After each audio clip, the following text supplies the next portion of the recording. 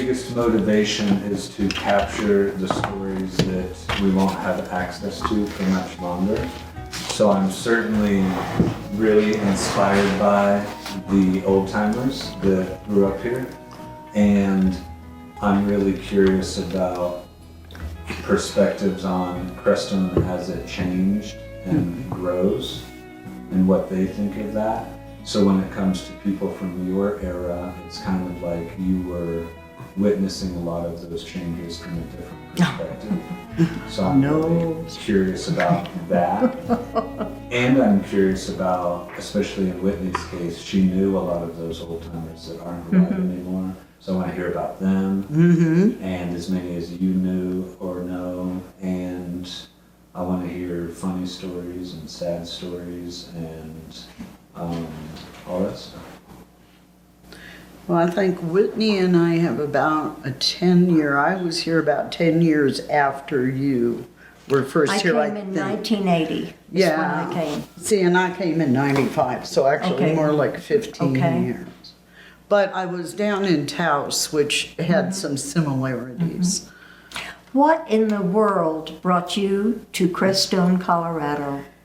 My brother came up to do a survey for Bertha Gottrup, talking about Really? people we don't want to forget. Oh my gosh, Bertha, wonderful potter.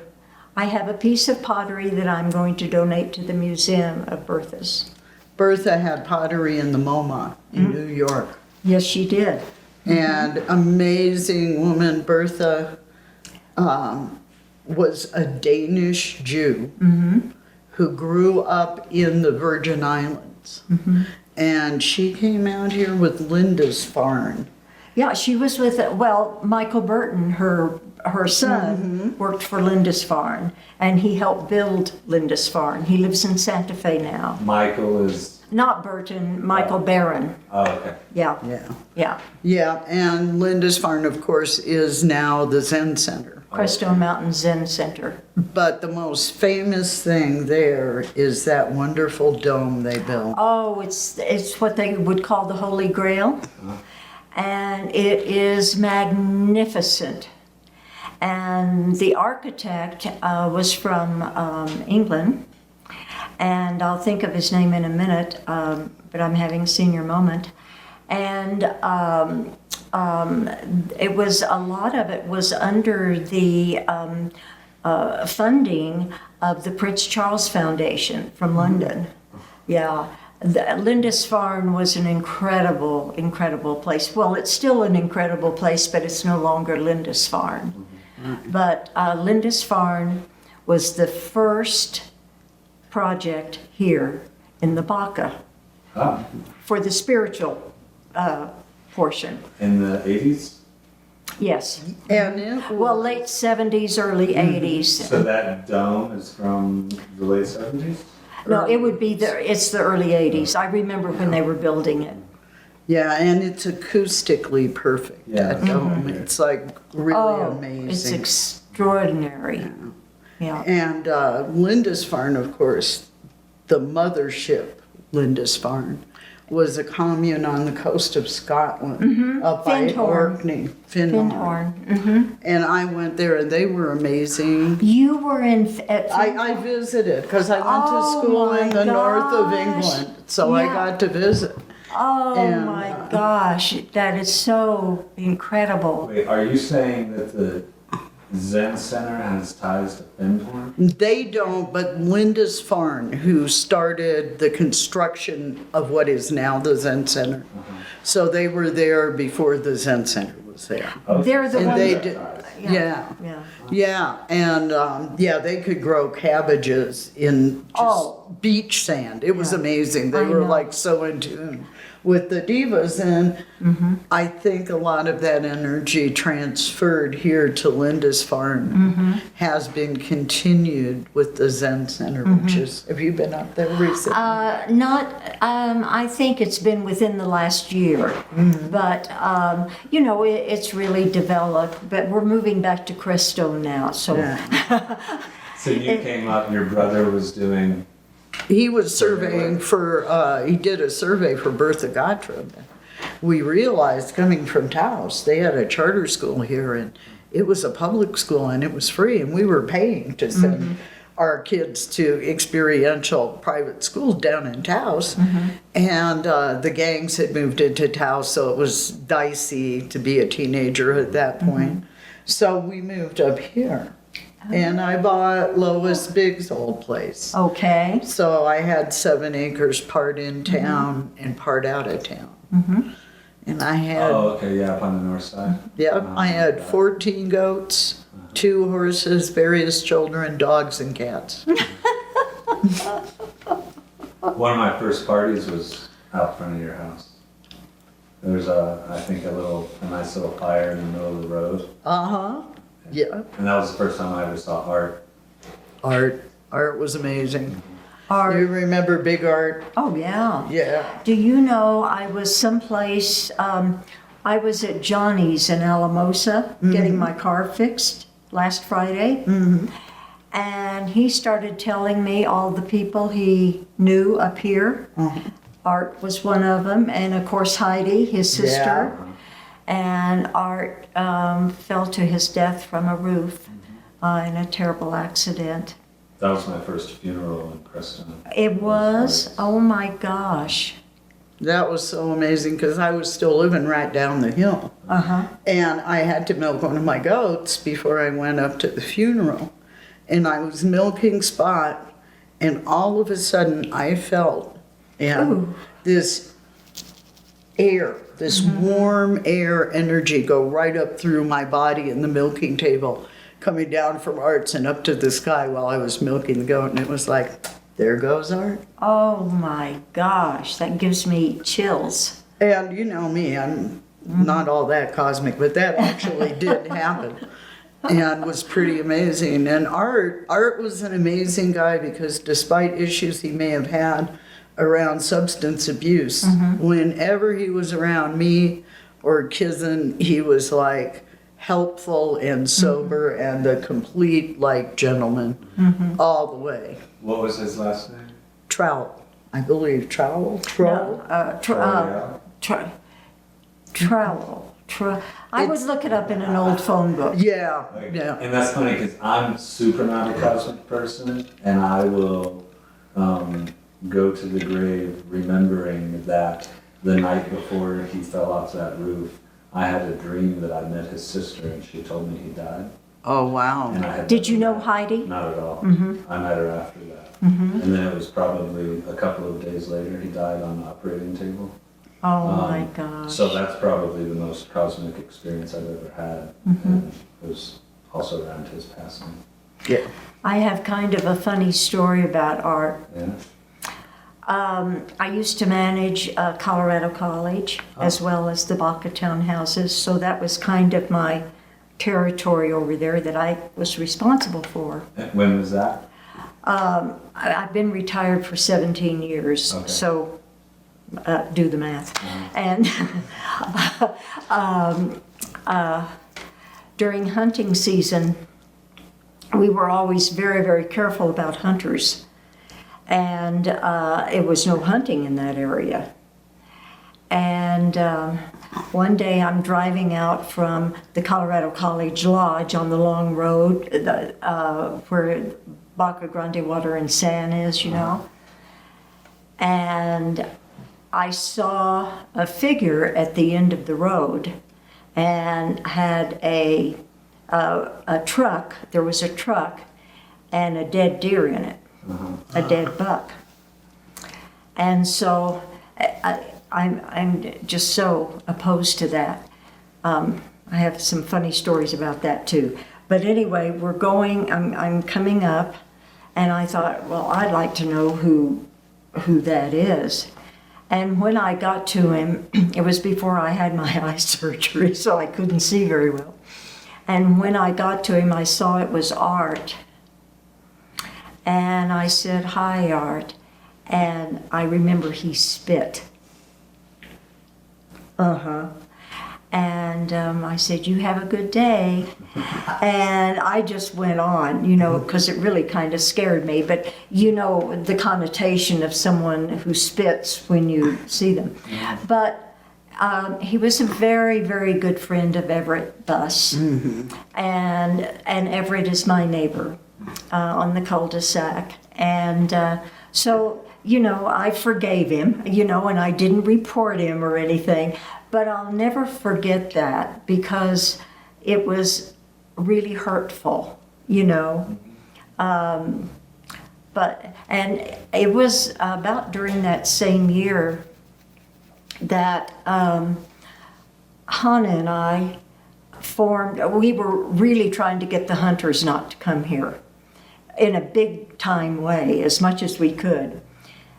And Hannah and I and one of the, Mrs. Bunker from Moffett, and several women, and all women, we would guard the entrance into the Baca. And if anybody came in with a gun, we'd say, you cannot come in. Now, we were newbies, so we didn't know who was coming in or who wasn't. Well, it ended up that, thank goodness it was Hannah who did it, not me. But Hannah turned Hal Reinhardt, one of the nicest men you would ever meet in your life. Julie Sutherland's dad. Hal Reinhardt turned him away and would not let him come into the Baca. Well, I wasn't there at that time. I would have known him, Right. And so they called Hannah and I down to the POA and to tell us what for, PD took you in the office. Yes. And introduced Hannah to Hal. And, we still felt the way we felt. And Hannah did apologize, and it was at the end of hunting season. So we never did that again, but we were dead serious about it, because people were coming into the Baca shooting their guns. So it was a real concern that nobody was paying attention to, so we took it into our own hands and decided to do something about it. But we have wonderful memories of the Reinhardts, Julie and Al. I have some of Julie's artwork and some of Al's artwork. He just tuned my piano. And he's still around. He's going back and forth. Yeah, he is around. Yeah, they were in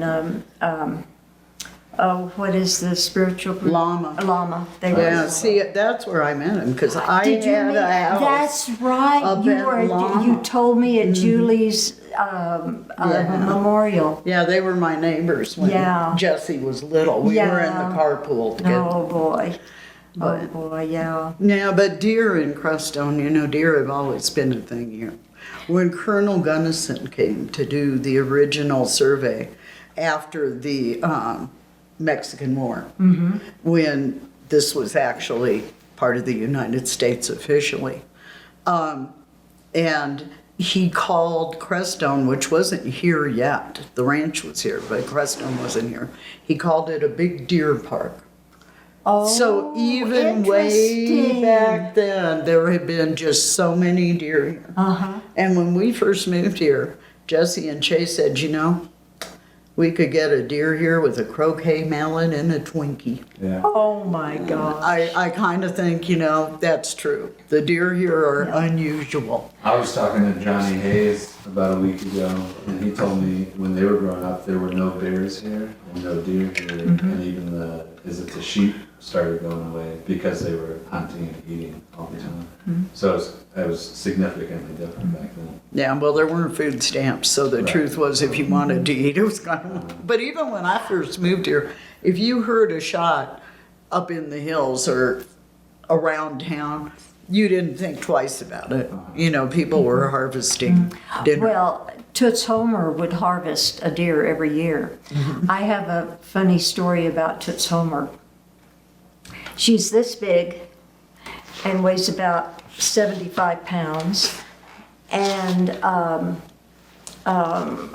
one day I was with the architect his name's Bob Harris. He lived on, that house on the corner, that white house on the corner that keeps being torn apart more and more and more next to Sean. Okay. Next to Toot's old house. Anyway, Bob Harris, the architect for the Baca townhouses, lived in that house with his wife Megan. In town proper? The one across from the old town hall that Jim Homer owns now. Oh, okay. Yeah. Okay, so, and since I was associated with the townhouses and everything, I came up here. Bob asked me to come up for some reason. I don't know what it was. And he said, Whitney, I would really like to meet my next door neighbor. And I said, well, her name is Toots Homer, and let's go over and see if we can meet her. It's usually my habit to call someone first, but we're right here, so let's see. So we go over there, and we start to open the gate. Bob is opening the gate for me, and Toots comes out on the front porch with a shotgun. And she says, if you come any closer, I will shoot. And Bob, he had his hand on the gate, and he opened it up like this. He just moved like this, and she shot into the air. And I said, Bob, I don't think we are welcome. Not a good day to visit. No. And actually, before Toots passed, we laughed about that. Because Bob was one of these guys, he was a small man and had this flaming red hair. And, he was working on the Baca townhouses during the summertime.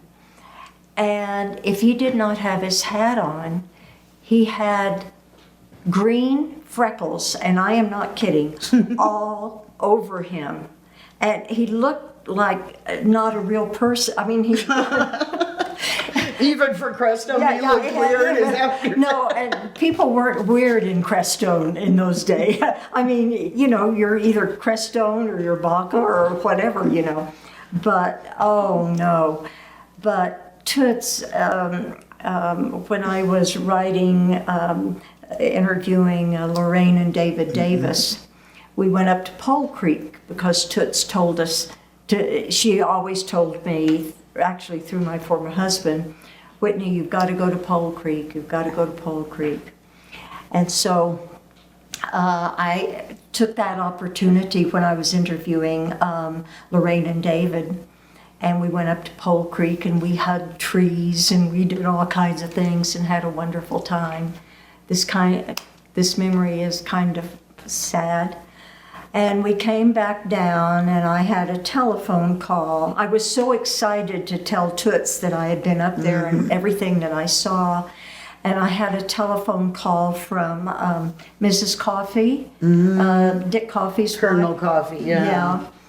That Toots had died that day. Oh, bless her heart. And I thought, oh my gosh, the serendipity or coincidental part of it was just amazing, because I could hardly wait to get back to tell Toots that I had gone to Pole Creek. But she died that day.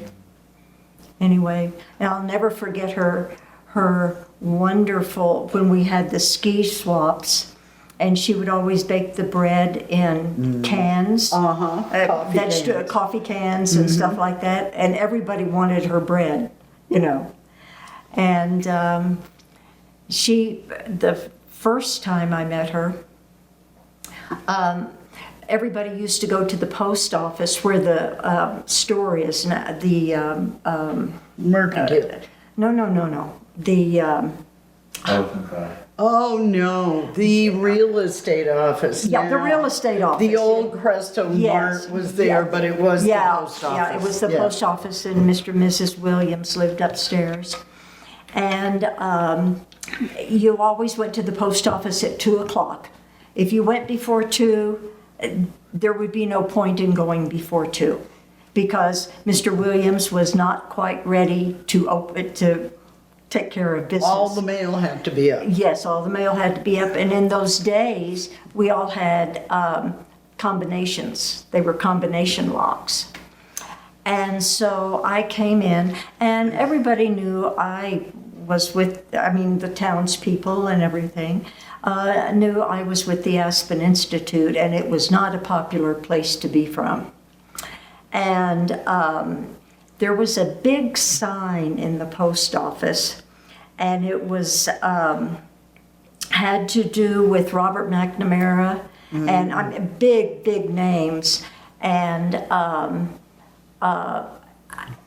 Jack Dempsey was a man here who tried, and not the fighter, another guy, who tried to obliterate everything to do with the Baca, and I am not kidding. He messed up the road going up to Lindisfarne. He called me one day because my former husband was working to put in the plumbing for the Baca townhouses, and he said, someday your husband isn't going to come home. And Jack Dempsey was a piece of work. He really was. Was he Italian? I think he was in and out, and he left for a long time, Adam, and then he came back with a very nice wife, and she was so pleasant. I don't figure that one out. I know, you couldn't figure that one out. And she was really nice. I heard of Jack Dempsey, but no. So if you and Bob went to Toots and she came out with a shotgun, I'm assuming she knew who he was, and was that like a general sentiment? Oh, I wanted to tell you at the post office. So what she did, and this is before the shotgun thing. And so there was this big sign, and it said Robert McNamara and the UN and the world, whatever, and New World Order? New World Order. In the 80s this was? Yes. And this was a big poster, and I do not know for certain, but it just had Jack Dempsey all over it because he was just in everybody's face all the time.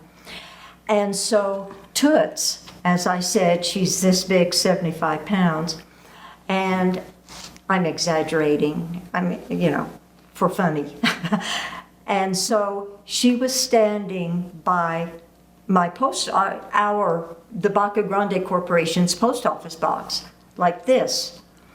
And I said, "Excuse me, please." I said, she said, "I know whose post office box it is," and she would not move. And I said, "Well, you have a good day," and I just walked out the door.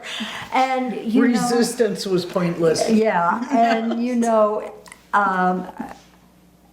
after a while, and after I used to sit at her knee and listen to her stories, I just love that woman. And that's why I get emotional when I think about her passing on the day that she passed, because it was kind of the first thing I ever did that she would ever approve of, going to Pole Creek, So, but anyway, I just have that very good memory.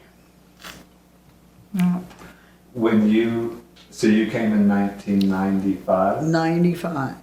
And do you remember driving into town the first time? Yeah. The first time we drove into town, the Roadkill Cafe was still in business. That's right. On the corner where the Sangha de Cristo Inn is now.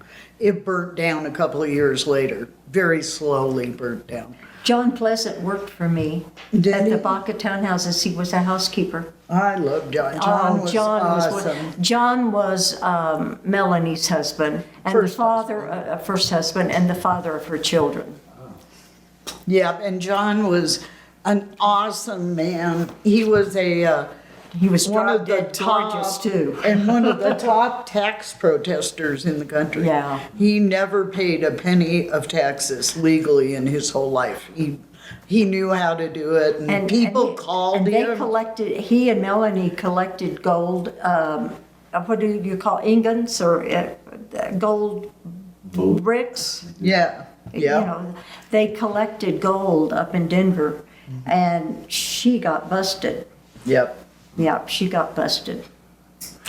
But he never did. It was all dirt roads. Yeah. Oh, yeah. The town was all dirt Oh, roads, and yeah. we came in and we had a big Suburban that was orange, like the county trucks, full of children and stuff. And then we had, that was hauling I a love stock that. I love trailer that. full of goats and horses.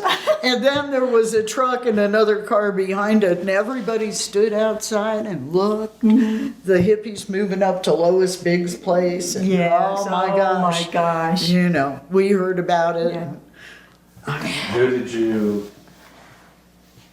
I mean, if you're rolling into town and everybody's looking at you, who did you first start meeting? Well, you know, when you have kids, you meet people real quick. So, And there were no children. I mean, there were very few children in the community. I used to have a Christmas party, Santa Claus and everything every year. And, you know, the children, when you, there were so few children, and it was so sad. and then, well, when Suzanne Foote, Hannah's daughter, was in high school, she was like, her and Mel Snyder were the only two people on the bus to high school. It got really where there weren't any kids. And by the time I got here in 95, there were a few more, and the charter school movement had happened. Well, that charter school, I remember Mark, Elliot? thank you, Mark Elliott, his son David was a trip too. Oh, I love David. He Oh, was David my was a trip. favorite civic student ever. But Mark and Pam and Michael Burton, he was Michael Burton in those days, and a few of the young families around town decided they wanted to start a charter. They called it the Gaia School, is what they called it, GAIA. And they came to me, and I was publishing a newspaper at that time. And they came to me and said, Whitney, can you teach them journalism? And I said, well, I can try. And so I would have a class at my office, which was at Townhouse 11, and those kids would put together a newspaper. I taught them how to, and in those days, there were no computers or anything. It was paced up, and each of them wrote a story, and then I would run it off on the Xerox machine, but we would fold it over. We had a flag, we had everything. I It can looked still just smell that Xerox fluid too. looked just like a newspaper. And that brought me so much pleasure for those little kids, you know. And they were various ages, because I think the Gaia School had, and it was prefaced by the charter school.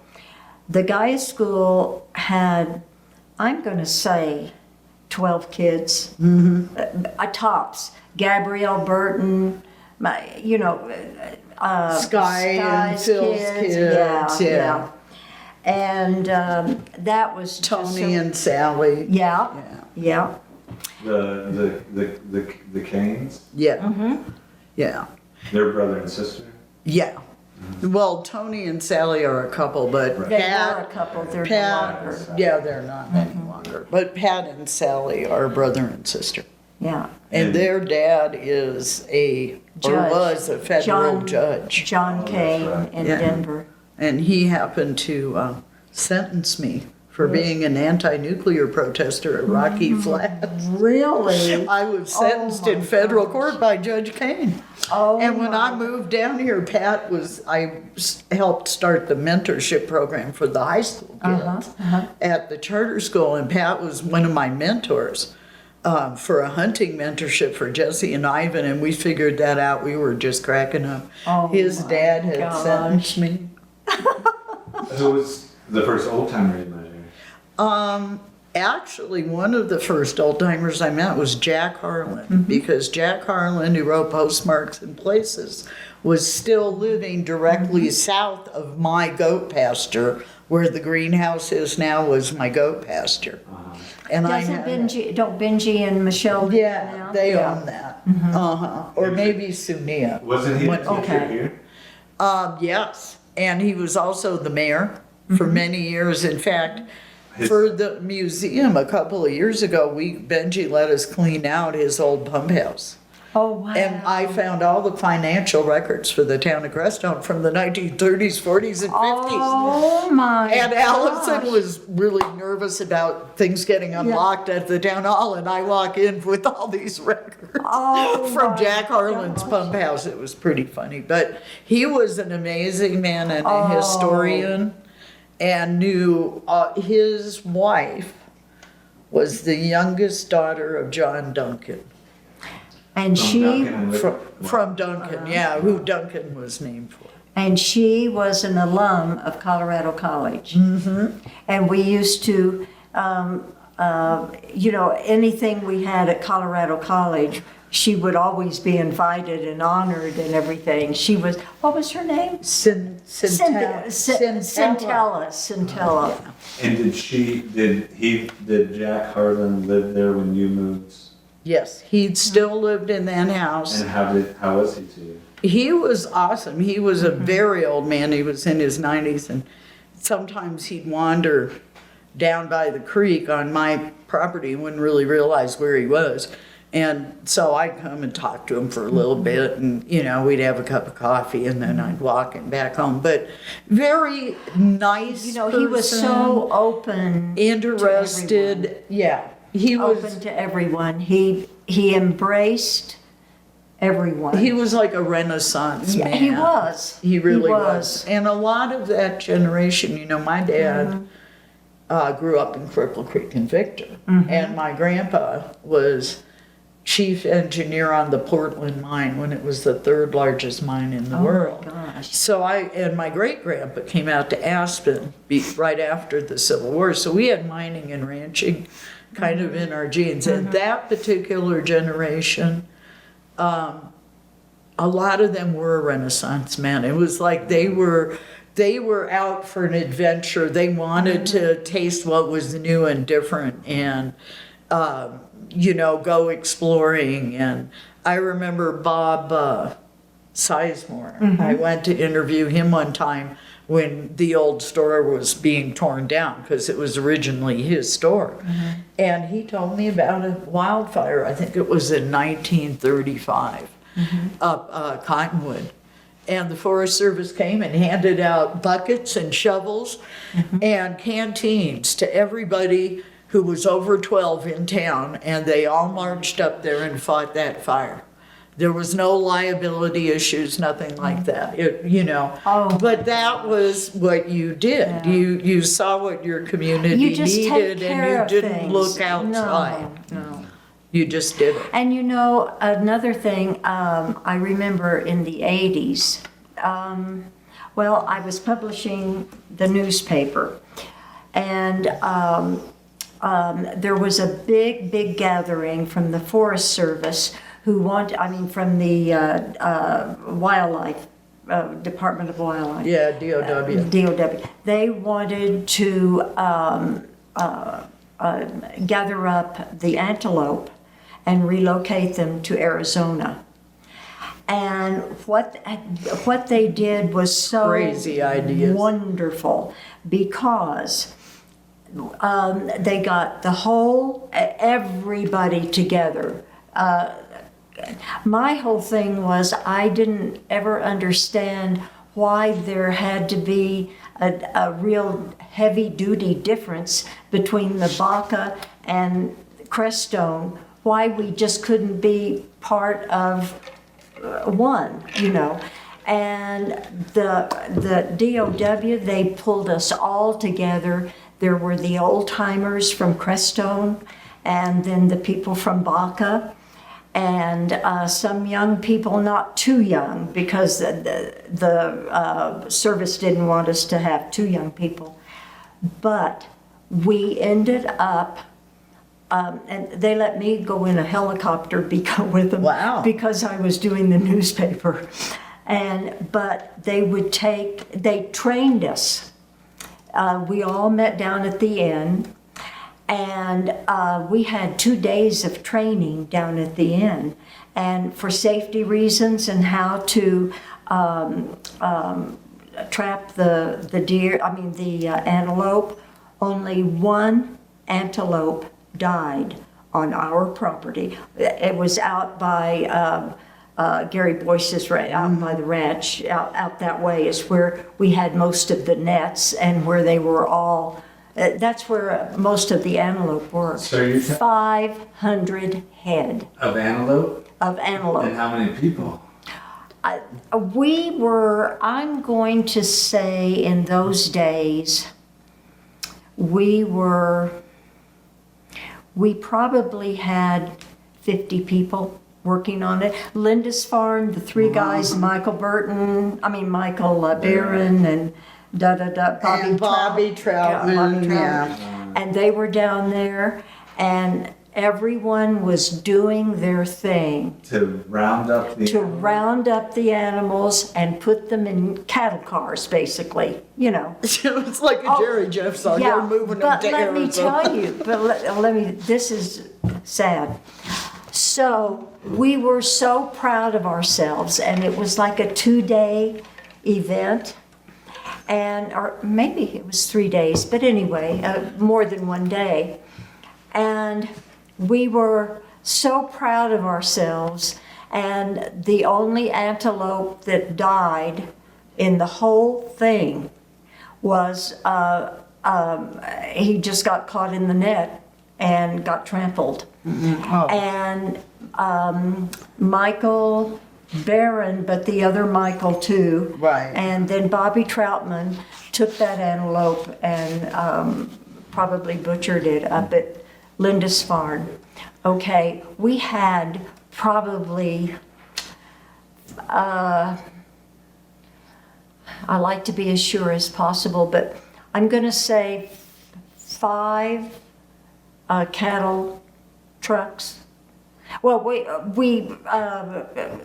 were catching 500 antelope, so I'm going to say 5 cattle trucks. And we were taking them to, and they were driving them to Arizona and over Poncha Pass, not Poncha, La Vida?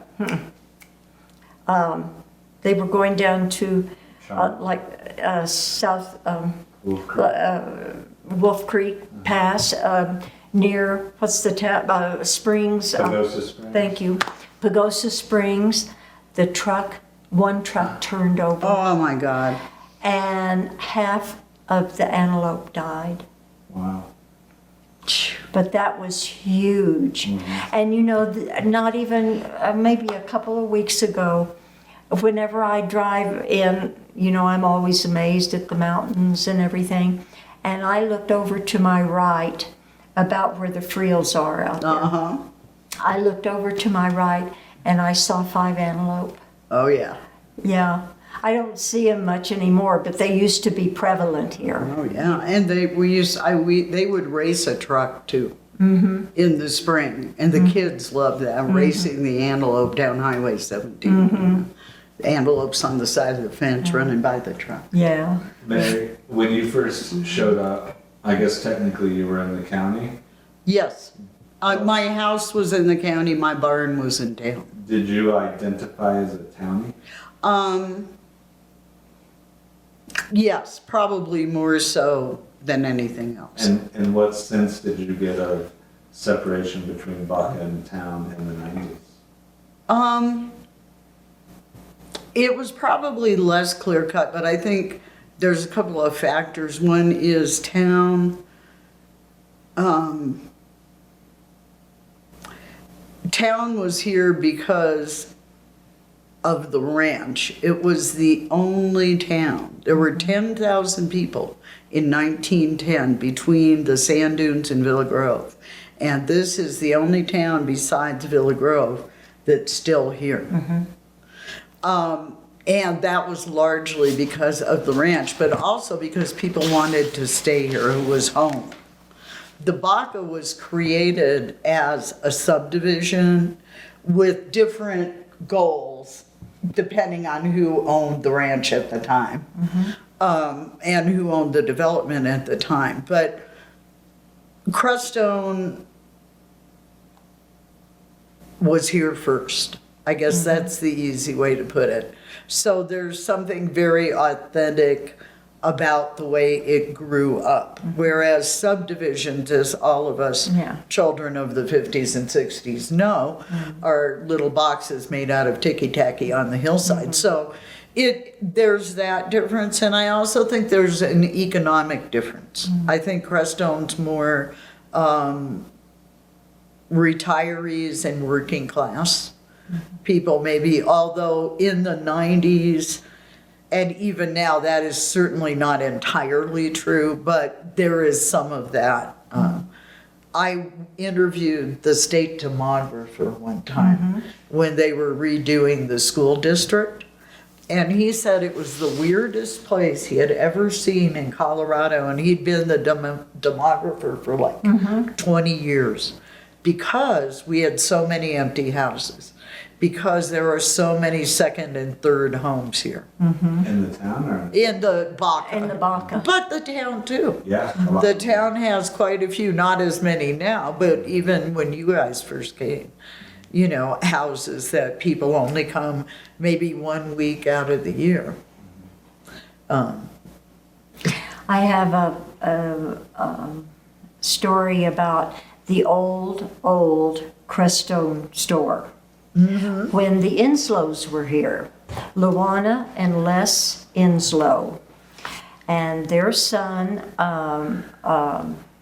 Bryce, married one of my coworkers with the Aspen Institute, and they moved back east. And then their daughter, Beth, married John, what's his name, who used to be Columbine Telephone Company down in Moscow. Okay. She has since passed. But I'm going to say this was probably 1981, and they ran the store. And they didn't own it. The Sizemores owned the building, but they ran the store. That's my understanding. And they still had the gas pumps there. yes, they had gas pumps there. And I was in the need of a sanitary napkin. And I went into the store. I was so happy it was open. All of you ladies know what that means. We were really happy. I was happy it was open. And I went in and I said, "Oh, Luana, I'm so glad you're here. Do you have any Kotexes?" And she said, "Well, I do." And the way she said it, "Well, I do." And I said, "Well, I'd like to buy a box." And she said, "Whitney, I would really like to sell it to you, but I can't." And I looked up, and there was a carton of Kotex boxes. And I said, "There's a whole carton up there." And she said, "I know, but the Baca Grande Corporation has bought it for their restrooms down at the inn." And I said, "Okay." I said, "So if I went down to the inn, do you think I could please, do you think I could get some Kotex?" She said, "I think you could, because they haven't come up to collect these yet. And they usually don't come up until they're almost run out." And I said, "Okay." So I took my dimes down and I bought several. And I thought there could be another woman in the same situation, so I'm going to leave them there. That was nice. That was nice. Just in case. Oh, yeah, and we didn't have a bank. And then I look at the store. Now, this is a store where you go in and buy some stuff.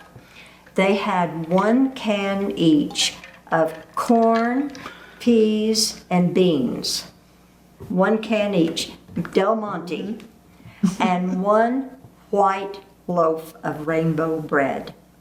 That is the only food they had in the store. Now, this was about 1981 or so. 81. And Kurt 81. came pretty soon after No, that. Bobby and Chuck Kerr came in after the Sizemores left, and they fluffed up everything. You know, they got it real. Like 2 cans of beans? Yeah. And or maybe sometimes you'd even see a whole case. Yes. But they were real, you know. And they lived in the what is now, I guess, the pot shop, you know. But they lived in that house. Well, Pam Gripp's Grip house, lived because in I that bought house. that after Harriet had Oh, it, remember? that's right. Yeah. That's right.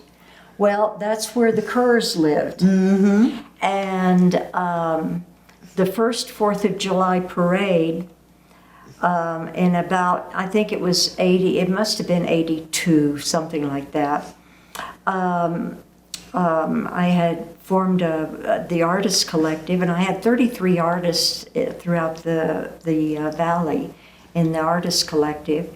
And in our 4th of July parade, there were so few people that could be in the parade, and there were probably not more than 20 people watching the parade.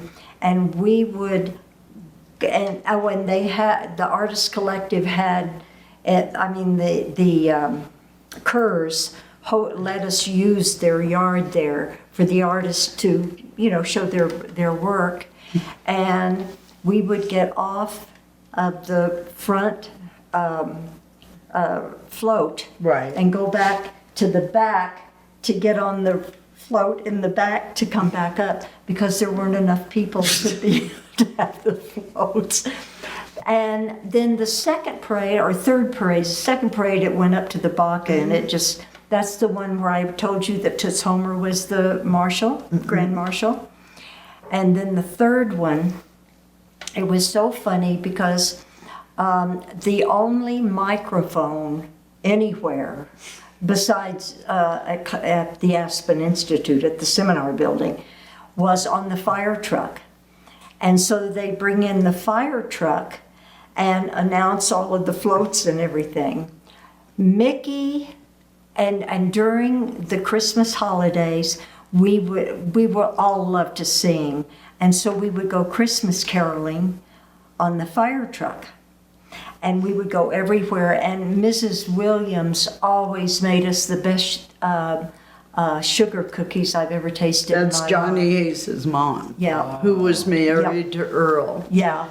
Johnny and Lynn, who owned Crestone Mart. Yeah. Yeah. And so that was her mom. Yeah. And he was the postmaster in that building there. For that we're years, talking about. Earl was the postmaster. Okay, was that the Crestone fire truck? No. Baca? No, Baca. There was no Crestone fire truck. Okay, and then you're saying Mrs. Williams was Johnny Hayes' mom? Yes. Mm-hmm. And was that her maiden name? No, she married Earl Williams, was her second husband. Okay.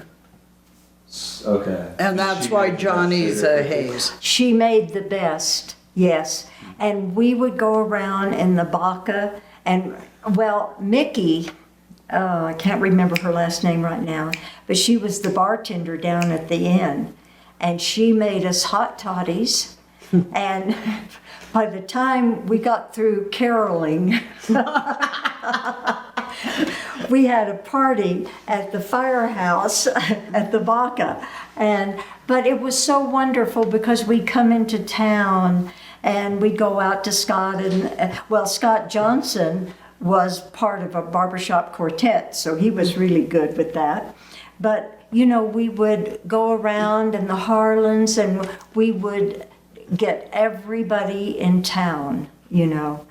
And it was just so sweet and so much fun. And and an innocence that I appreciate so much, because it was all in the name of just a good spirit, When you all got here at first in the early 80s, what was the population like? Oh, glad you asked. The population in town, in Crestone, was, I think, a total of 33 people. And see, If we're I'm- or up to 32. 125 registered voters now. Yeah, well, and that's what I was But going only to say. 33 people vote. That's true. But, and that was from the voting census, 33 people. So I don't know if there were others or not, but. Those anarchists, yeah. Yeah. And then at the Baca, we had, including Crestone and the Baca, there were and the townhouses that were being built, there were 14 that were being built in 80 or 81. A total of 125 houses. And that's including Crestone and the Baca. And of course, the Baca in those days, most people were they didn't live here full time. They were just part-time residents. Yeah, and even when I moved here, that was true. I mean, the internet's made a big difference because people can work remotely, which changes. I mean, that's why we that's have young huge. families. Yeah, and, that's huge. It's made a big difference. Yeah. But even when you knew all the kids, you knew all the adults. Used to have a Christmas party for all of the kids. Do you know Shane Caverly? Okay. He lived here with his parents when they were growing up. He has two sisters, Michelle and what's her name? Autumn. Autumn. And they lived up here in this house that has been restored. And that big two-story house there on the corner. And Mary Meisman. I would have a Christmas party, and I did this because this is what my family did when I was a kid. And I had my dad's Santa Claus suit.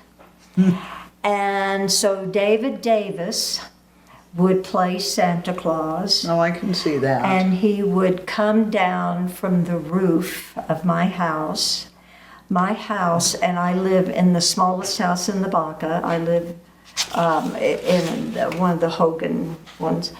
And there would be, tops, I did it for 8 years, and tops, I would say that there were 40 kids, ended up being 40 kids, and, their parents.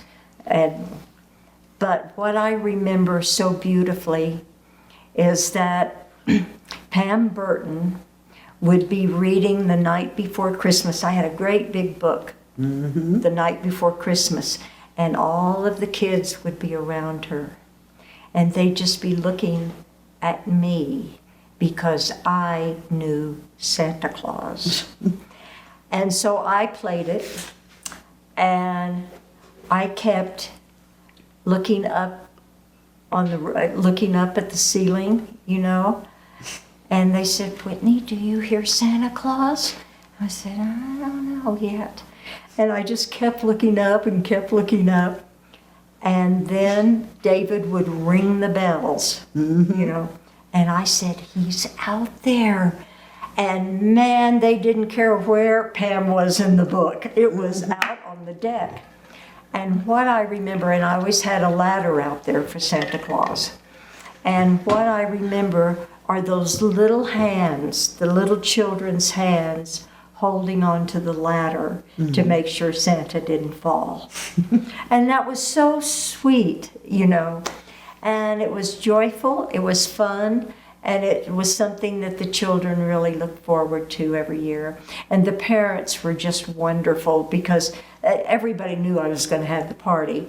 And I'd just say, if you see my car put a present in for your child, and it is from Santa Claus. And Gabrielle Burton did not get one of the presents that she wanted, and she had a fit. And so Cal Cali was, he had Shantu Arabian Farms at the time here. And so he was a good friend of the Burtons. And he said, Gabrielle. Yeah. And well, first he checked with Mom, with Pam. And she said, is Gabrielle going to get the doll she wanted or whatever it was, you know? And she said, yes, she'll get it. And Cal was so good, he pulled Gabrielle over to his knee and he said, sweetheart, Santa Claus is on his way to your house. So let's just see what he brings you there. This is just Whitney's house, you know. And so that was okay. And then another little girl, her name was Posey. She did not get a present.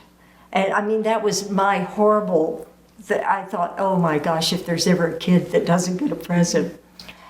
And so it all came around, and Posey's dad said, I went up to him and I said, where did you leave the present?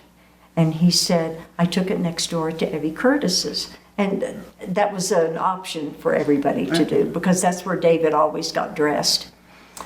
And so I called Evie and I said, Evie, do you have a present over there? And she said, yeah, there was a present left and I unwrapped it. I said, you wrap it and bring it to my back door immediately. I said, that belongs to Posey. And she said, okay. And she did. And so I had somebody, maybe it was Shane Caverly, I said, because he was one of my elves. And I said, Shane, come in and say, I found this present outside on the deck. And Posey got her present and everything was okay. And it was like, good job. you know. So it was just a fun, loving, fun time. And a lot of those people, Pam and Michael and their children lived in Crestone. And the Caverleys lived in Crestone. Oh, yeah, and Jesse Burton was very good friends with my son, Jesse. Yeah. And back in those days, the kids would ring the bell right outside here.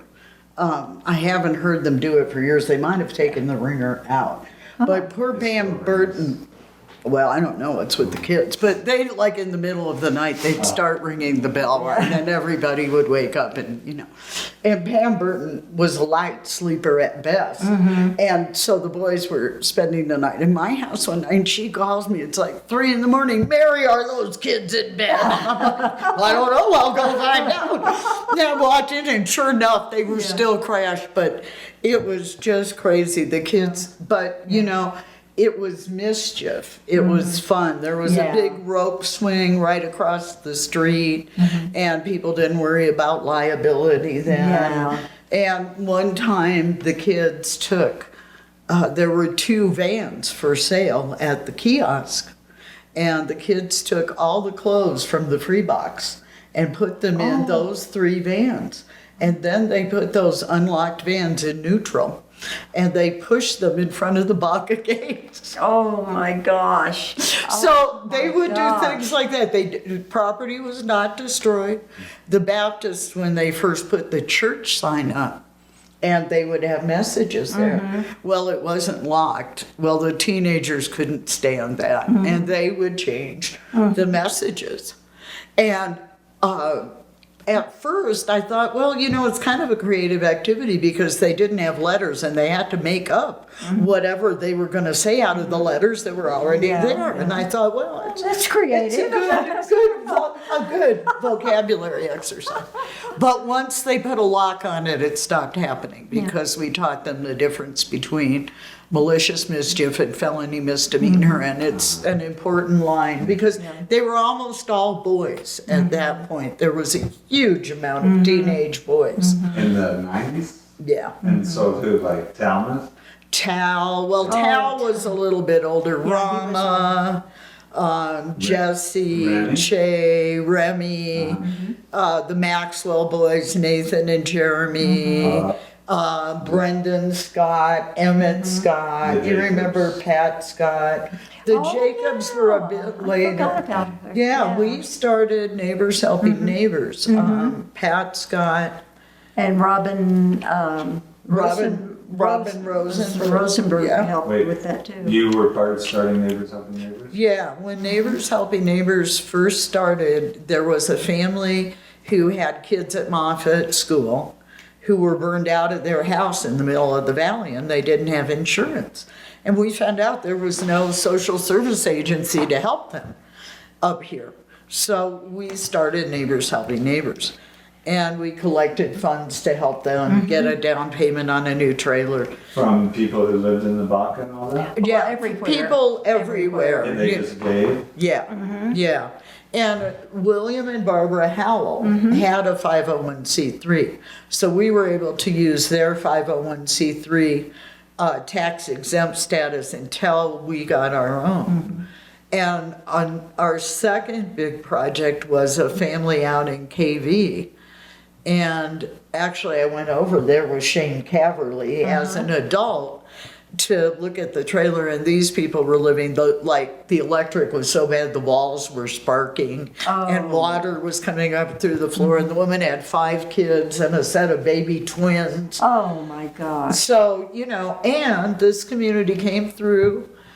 We got them a house, a modular house, and moved it out there. AmeriGas moved a gas tank and set it for free. And, we helped them get back on their feet. Every one of those kids had graduated from high school, some from college. They're all doing great. And, that it was just believing in the family and that they could keep going. So, Neighbors has come a long way and done a lot, but that was a big one. It was huge. And Shane said to me, he said, and Shane's Sue, his mom's Sue, and he said, I have not seen houses this beat up on the res. I mean, that's how bad it was. But that topic of conversation is how did people find this place and why did they come here? And even just listening to you talk about the Christmas and the kids and that sense of community and joy, I remember that from when I first came here. And I feel like it's harder to find now here. And I think some of that is a function of demographics too. But you're absolutely right. I mean, one of the wonderful things about Crestone, my niece and nephew would come from Arvada to visit. They could go to the store by themselves and buy candy and come home. You can't do that in Arvada anymore. So the amount of freedom that kids can have here, even now, and it isn't as much as it was then, but it's amazing. It really is, and why people come here. You look, we're the little town at the end of the road.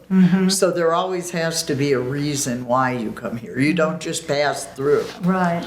That was one of the reasons I would always ask people, and I would make it in a lighthearted way. I didn't want them to be offended or anything, but I just said, what in the world? How'd you find Crestone, Colorado?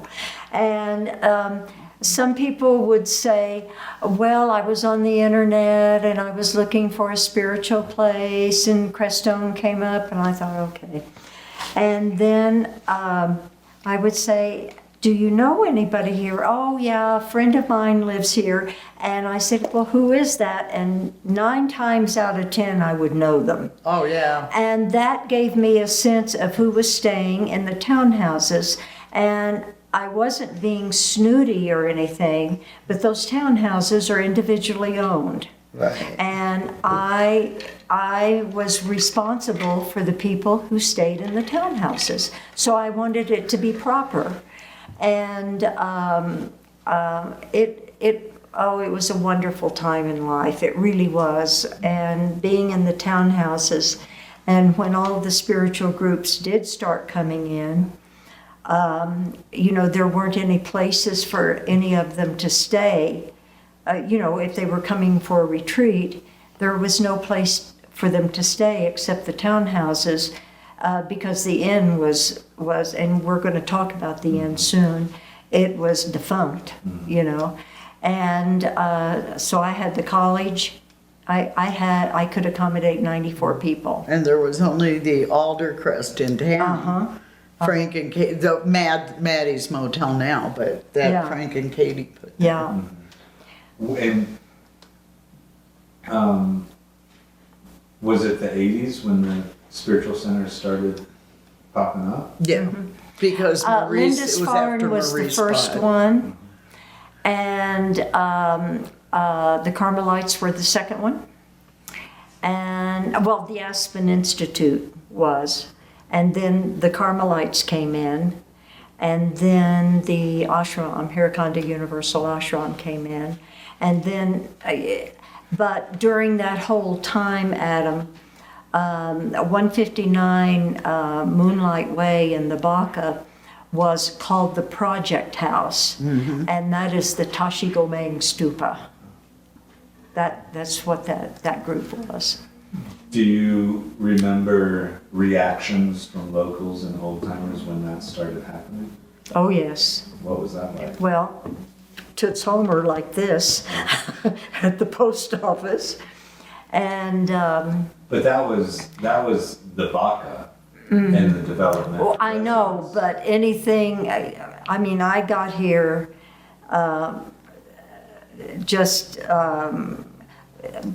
well. The reason the Aspen Institute came here, I think this might be interesting to know. The town gown in Aspen called the Aspen Institute, Bob Anderson, who's president of the Aspen, CEO of the Aspen Institute at the time, and said, we would like to rent all of your facilities during the ski season. And of course, we would pay you a percentage and everything. And Bob Anderson said, we're an educational institution, we're nonprofit, we don't rent out our accommodations, you know. And Morris Strong was on the board, was a trustee of the Aspen Institute, and he had just purchased 51% of Arizona Land and Cattle Company in Phoenix. And so he said, look, I have a whole place, a whole ranch over near Crestone, Colorado, and the Institute people said, well, where is that? And he said, it's in the San Luis Valley, it's really nice. And he said, I will donate 300 acres to the Institute. And so that's how it all got started. And that's Colorado College? No. It is now Colorado College. Okay. It was the Aspen Institute. And the building over there that you see, I don't know if you've been in there or not, but that building was originally designed by an architect by the name of Herbert Bayer. He was a Bauhaus architect from Germany. And he designed it over in Aspen for the Aspen Music Festival. But it was on the Aspen Institute grounds. But anyway, the Aspen Institute people came here in 1980, and the building was just being finished by Andy Anderson, who was Scott Johnson's son-in-law. I mean, father-in-law, Marilyn's dad. And I'll never forget, we had heads of state, and Aspen Institute is a very rich organization. And we had heads of state here, and I'll never forget Najib Halaby. His daughter was Queen Noor. And The guy who built the ziggurat. the man who built the ziggurat. And when he first came here, he and the mother of the queen, they were divorced, his first wife, they were divorced, and he was dating a woman named Anne Frick, of the Frick Museum in New York, Frick family in New York. And Jeep Hallaby is installing toilet paper holders the Institute, they always have their trustees meeting on the 4th of July. And so they started coming in on the 1st of July. And and we're talking whoever was prime minister in London and Britain at the time. Not Maggie Thatcher. No, not Maggie Thatcher at that time. Right. But anyway, big people. And they are all pounding nails or putting up the spirit of them. It was just wonderful. What happened, Adam, is that there was no place for them to shop. That's so No funny. place to eat properly. Like they were used to in Aspen, And Maurice Strong met a chef on his way to Europe before all of this happened, and or while it was happening, and his name was Claude Lehous, and they were on the plane together. And he said, he told Claude Lehous, he said, I'm just building something. I'm with the Aspen Institute and the UN, and I'm building something in Crestone, Colorado. Why don't you come over and see if you might be interested in being a chef? Because we could really use a French chef. And so Claude and his wife came, and he was the chef. And it was down at the inn. And the bistro, which is now the Desert Sage, the bistro was being built. And so the second year, the Aspen Institute folks had townhouses to live in because they had all bought them. They were investors. And they had the bistro and they had the inn. The inn was really a wonderful place at one time. It really was. And we used to party there and have so much fun. And, with so many international people, and people, heads of state and diplomats and, all of this, they were all coming in. And Claude was just perfect for them. And I remember my friend who introduced me here, we'd been friends for 40 years, and she said, and I had worked for the Institute in New York for a period of time, and I said, Lynn is her name, God rest her soul, and she was so upset because nobody in the valley could wait on these people like they should be waited on, served food service, Right. Well, those people are the most gracious people in the world, and they could care less, if someone is properly waiting on them. She was the one who cared about it. And I told her, I said, Lynn, you need to soften up on that because the guests don't care, that they're coming in to have their food and they're being served. They're not being served necessarily properly. And she said, well, at least they could wear deodorant if they're going to put a food across in front of somebody, they could wear deodorant. It was just funny. Could you buy deodorant here back then? Oh, no. Oh, no. Wait. No, oh, you God, had to bring it in, no. But you know what? You have to import it. Bertha, when asked about the Aspen Institute, and people were all uptight about these very wealthy people coming here, and she said, don't worry. They have nowhere to shop. That's They'll right. be gone. And they don't have And you know anywhere to what? go out to eat. It worked. 3 years. But the big thing And we got was, Colorado College. Yeah, but the big thing about it was that the mosquitoes were here. And it was the 4th of July. And I'm telling you, it was awful. And of course, Nobody wanted anything used around the townhouses that was not organic and all that kind of stuff, you know. And, you know, when you're slapping mosquitoes, I have a story about the Dalai Lama on that one. But when you're slapping mosquitoes, you don't care if it's organic or not. You want them gone. And so what ended up happening is that John Mencken, who was president of the Baca Grande Corporation at the time, Which was part of the San Luis, the Arizona. Yes. It was owned by the Arizona Land and Cattle Company. Okay. It was a subsidiary. Okay. They also had a subsidiary down in Angel Fire and in Breckenridge. Ah, okay. And so John Deacon what? He was president of the Baca Grande Corporation, and he has since passed. But John got a guy out in Moffett, Gary, and Gary called me about a year ago and said he was going to come back here for a visit, but I haven't seen him. Gary, I'll think of it in a minute. Anyway, got him, and they bought Gambusia fish.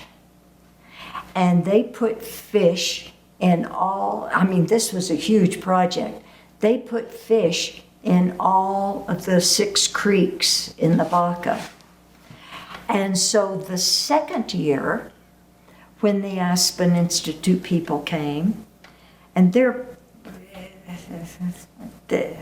we had a lot of them coming through, you know. And we had 6 weeks of programs, or sometimes 9 weeks of program in the summer. And when they're coming through, and the mosquitoes had been reduced measurably, because a lot of people they remembered the year before and they said they don't want to go to the Baca because of the mosquitoes, and there's no place to shop and there's no place to eat, you know. And so, and that second year is when I started the Artist Collective, and I had 33 artists, and the corporation put in lucite panels around down at the end for all of the artists to show their work. And so the Aspen Institute people had a place to shop, and they could buy art. And so it was good for the artist, and it was good for them, you know. But the third year came, and I was in a meeting with everybody. I was the only person who worked for the Aspen Institute at that time now, here. And Bob Anderson said, we're not going to be able to come back here anymore. We can't do it, you know. And so he had all 6 of his children. He owns most of New Mexico. He did own most of New Mexico at that time, land-wise. I'm really not kidding about that. That was a Time magazine thing. And he said, all of my children went to Colorado College, and one of my daughters is a trustee of Colorado College. So let's get in touch with Gresham Riley, who was president of Colorado College, and see what can happen. We pursued them for 2 years. They would come down, and I was the person to show them around every place and, you know, all that stuff. And we pursued them for 2 years, and they decided to come down. And they brought, it's in the book, I can't remember exactly when it was in February, but they had their first class come down in February. Joe Gordon, who was part of Southwest, he was director of Southwest Studies, and that was the department under which the Baca was umbrellaed. And so he came down with a class, and, you know, and they asked me to work for them, and I said, let me volunteer and let's see how it goes. And I said, it is my intention to make the Baca the hottest ticket on campus. and on campus up there in the Springs. It just caught on fire. It was so wonderful. And my counterpart up at Colorado College, we worked together like this, you know, for 14 years we worked like that. And it was so successful that 3 years later, Joe Gordon went down to Oklahoma City. He happened to have spoken with a woman named Edith Gaylord. Well, I knew Edith Gaylord growing up in Oklahoma City, and I said, oh my gosh. And she and her husband had the Oklahoma Times, the newspapers in Oklahoma City. And he said, oh, Edith graduated from Colorado College, and she wants to build us a lodge at the Baca. And we said, okay. And so that's when they built the lodge down there. And that was the courtyard? Uh-huh. Oh, that's a nice little space. And that It is. was about 30 years ago now. Or 25, 38, something like that. You do the math. Anyway, it was, the Institute was short-lived, but it set a standard for a measuring stick. I'll call it a measuring stick. And then when Bob Anderson said Colorado College, and that put a measuring stick on something that it will never be less than that. And that I appreciate so very much. And was the local acceptance of Colorado College different than? Oh, yeah. Yeah, it was, yes. And because Centella Harlan was a graduate, an alum of Colorado College. And so that helped. And then we had a few more, but some of this, I don't recall when we had open house of the lodge. Some of the Baca people, they were very upset because it was co-ed. And they said men and women, the boys and the girls lived together. We said, yep, that's the way it is. Yep. Yeah. That's it. Okay, so on one hand, we've got the Ziggurat and Aspen Institute and mosquitoes, and then on the other hand, we've got the Snyders. Yeah.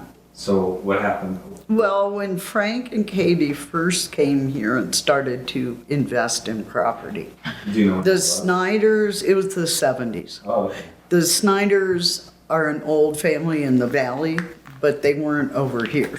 So Frank was from the valley. Oh.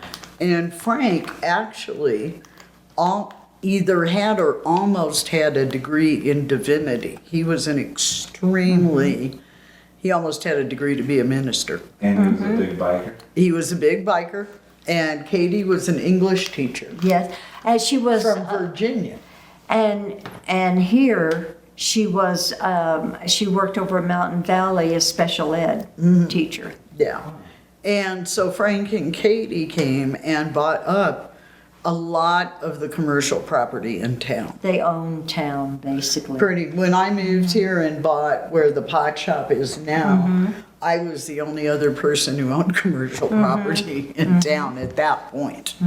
Well, except for Crestone or Chuck and Lynn. Yeah. But Frank and Katie did a lot of development here, and that was at a point where a lot of the people in town were not into development. In the 80s, the county came to the town of Crestone and said, look, we have this federal money for Section 8 housing. Do you guys want some, low-income housing over here?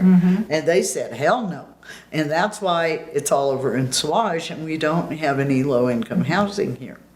And that was kind of right before Aspen Institute. It was before a lot of things changed. When I came here, 1980, what you see now with the lodge there It was nothing. There was there weren't any decks or anything like that. You just walked upstairs. It was a light green building about that color right there.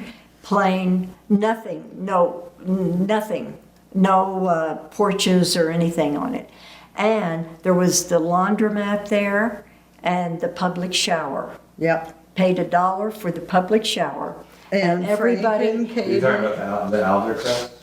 yeah, Yeah, Yeah. and Shower there. in that motel, when they put that in, the town wouldn't let them go to the state and ask for funds to do a sewer. Wait, the Oh. Snyders built that? They built the Aldercrest Motel. And in fact, my house was where the Aldercrest is now. Well, now it's now the wait, what is Crestone. Aldercrest? That was what Katie called it, the motel.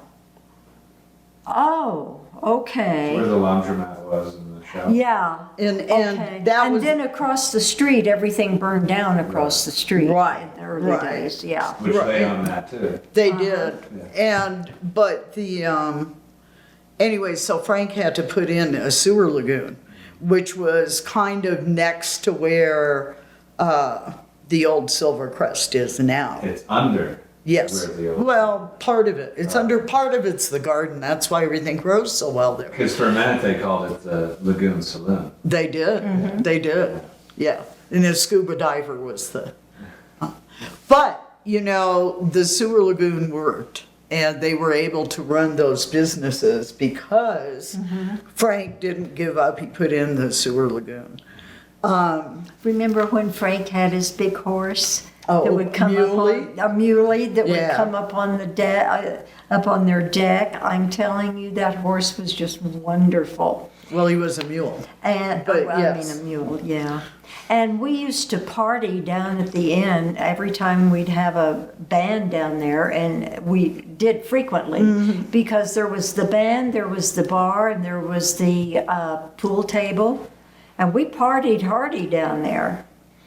And in those days also, we partied out in and Kim Snyder and Melanie and John, we were all a part of it. And we partied out at the wagon wheel, Where Grammys is now. where Grammys is Oh, yeah. now. Yeah. And we go out to the wagon wheel because It was like a supper club, too. yeah, well, Shirley and Mike Compton, Mike had a band, and Shirley was part of the Lamb family. Shirley and her whole family used to work with me at the townhouses in Colorado College. And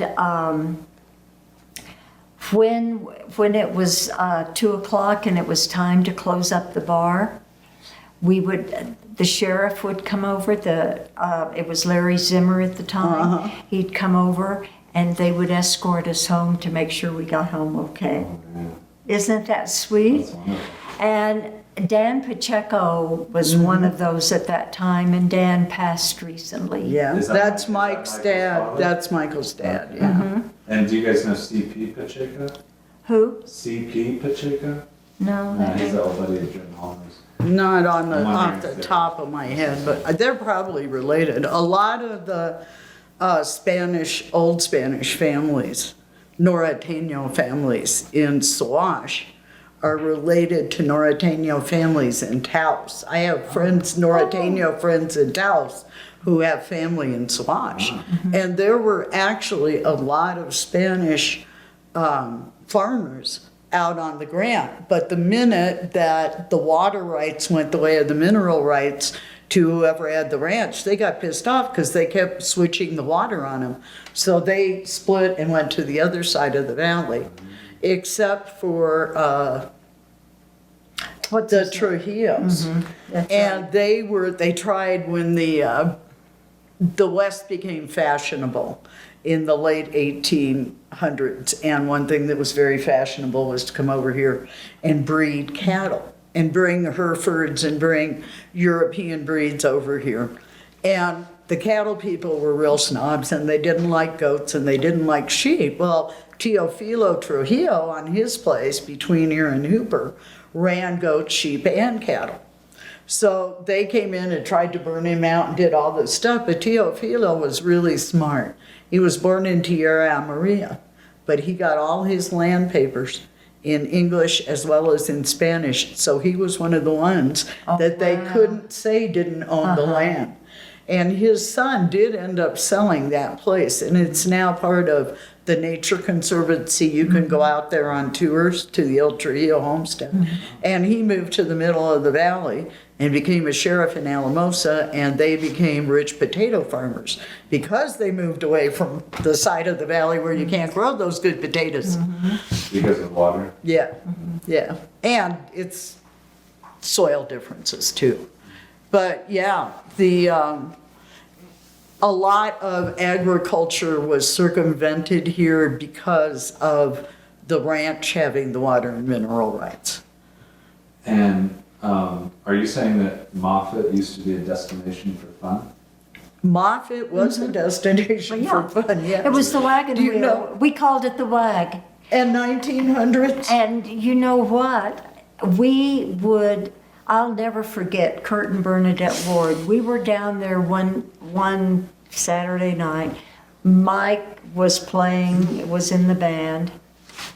Kurt Ward was doing somersaults all the way down the dance floor and all the way back. Kurt was such an amazing guy, man. It was so much fun. We just had so much fun. I'll never forget the year, the 4th of July, and I think I had the Sky's the Limit or something like that.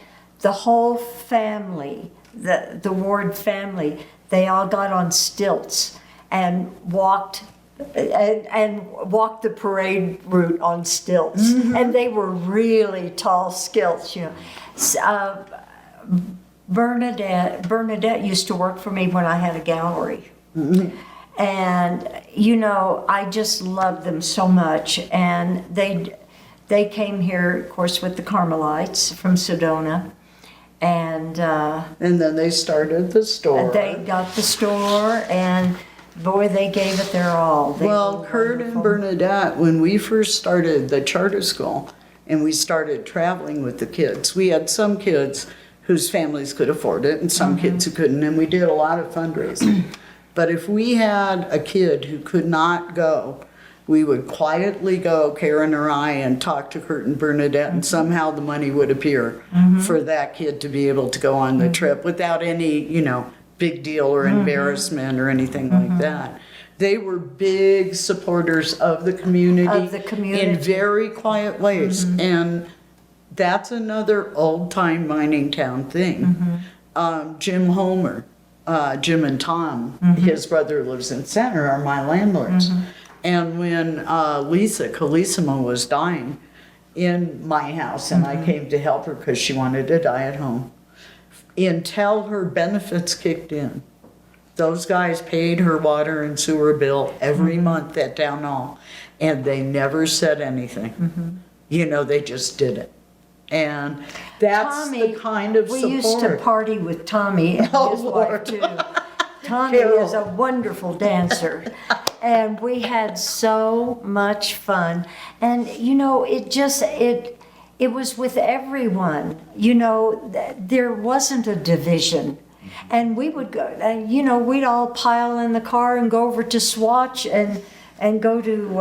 the Oasis. No. What was over it there was then? there on the corner. Who was the cannibal? Alfred Packer. Alfred Packer. We used to go to Packer's over there and party. You mean there was a cannibal that used to eat people? Albert Packer. You know Alfred Packard. The Alfred. story of Alfred Packard. Now, it was Alfred. Yes, But people Alfred. think it was Alfred. He was an unfortunate guide back in the old mining days, and he offered for money to take a bunch of guys from Lake City over to the gold districts in Fremont County, but he did it too late in the year and they got snowed in, and they ended up all dying and being eaten. And Alfred Packard then hiked out and went to Sawash And he was in the bar in Swash, and the bartender noticed that he kept paying with different wallets. He had all these different wallets that he was like paying with. So they ended up busting him. And his first trial was in Swash. And the judge at the time said, this man has got to go to prison or be killed. He just ate every single Democrat in Hinsdale County. But Alfred Packard was sentenced, but he got away. And he had a second trial later in Lake City, and he did go to jail on the Eastern Slope, and he's buried, I think, in Clear Creek Cemetery. I think he's Clear Creek. Yeah. Okay, so I'm gonna keep We're pause. about, yeah, I can stop. Let me pause them all. Well, for you. Let's start with the independent mine and the tours they used to give. I want to talk about the early days of the Baca subdivision, where they did things that we no longer do because the Right. development company left town. I used to be a tour guide up there. You and was Gladys Sizemore also? No, not when I was. It was, John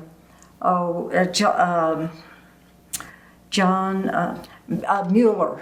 John Mueller. Oh, yeah. John and Ellie's husband, husband. John Mueller. And we used to take people up there to the gold mine. And you went in it. Yes, we saw we saw the vein. We talked about the vein and everything. I did that.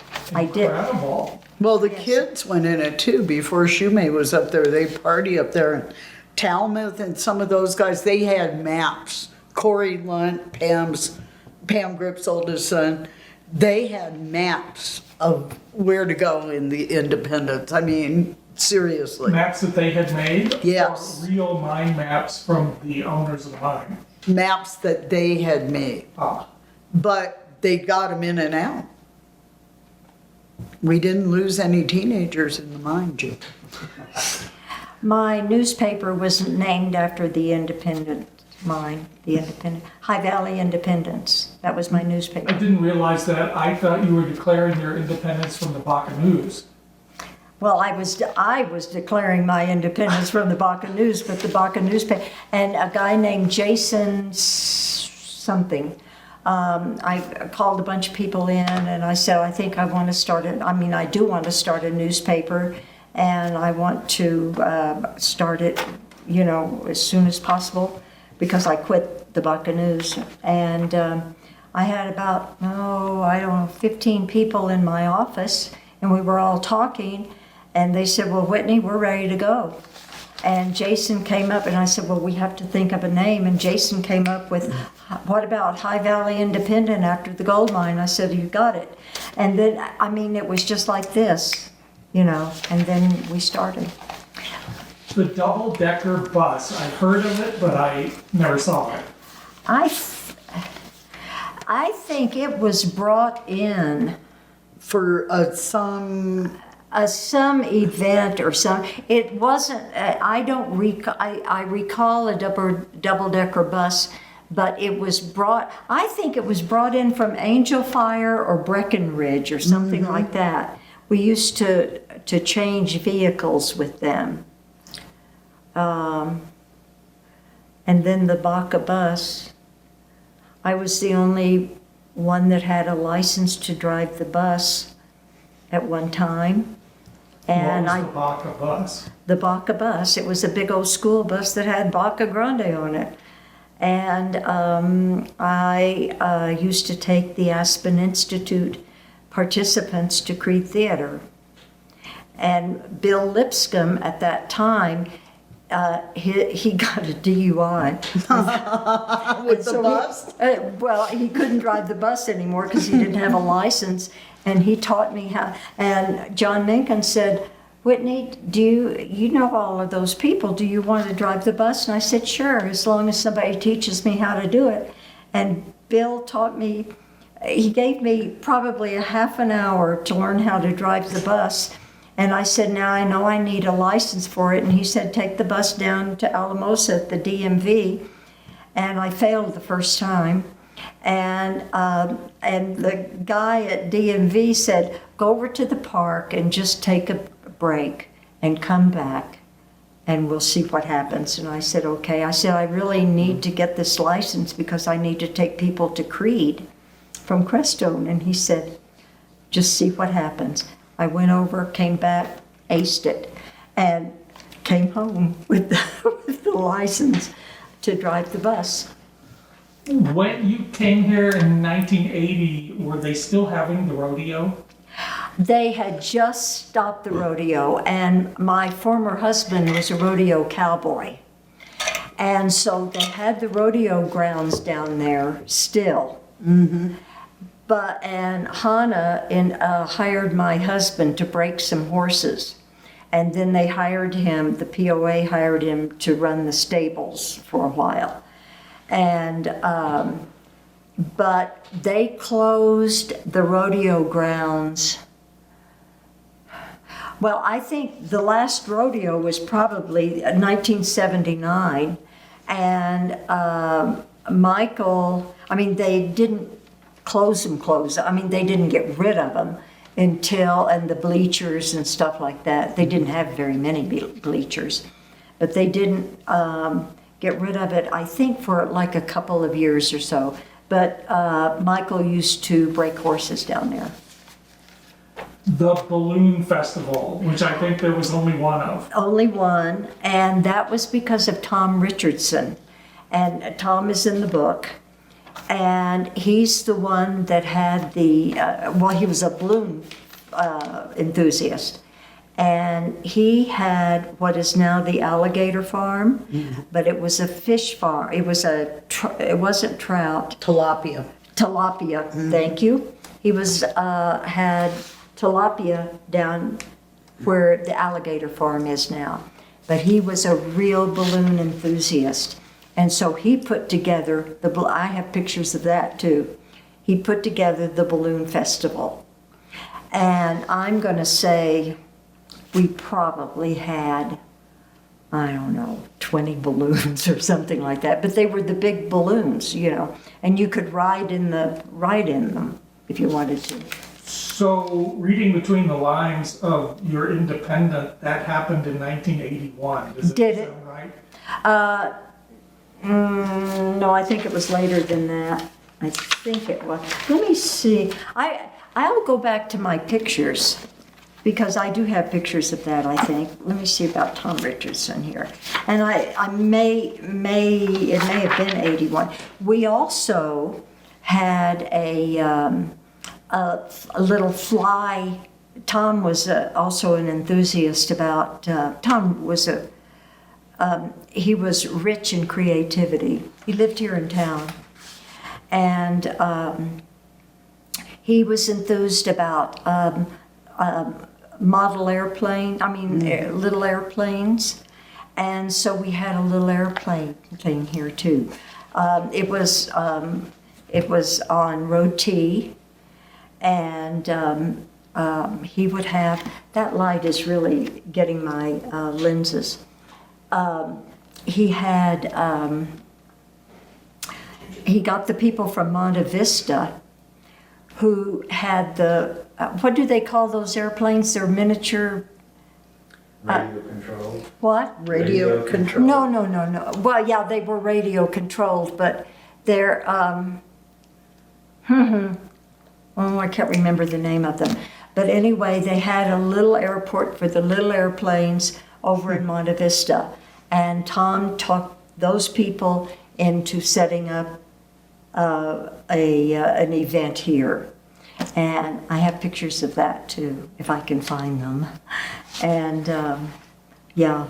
Did, in the Balloon Festival in Albuquerque, the balloons come back nearly to where they took off because of the wind patterns? Did that happen? I think here? it did, Jim. I'm not, and I don't think they went very far. I don't recall that they went very far. I remember talking about balloons. One 4th of July, I always had balloons on the 4th of July, and we would always let them go out, up, we'd set them off, and they would fly over, And I remember someone in Florence, Colorado, calling Kurt at the Crestone store saying, "Did you have a 4th of July parade in Crestone, Colorado this year?" And he said, "Yes, we did."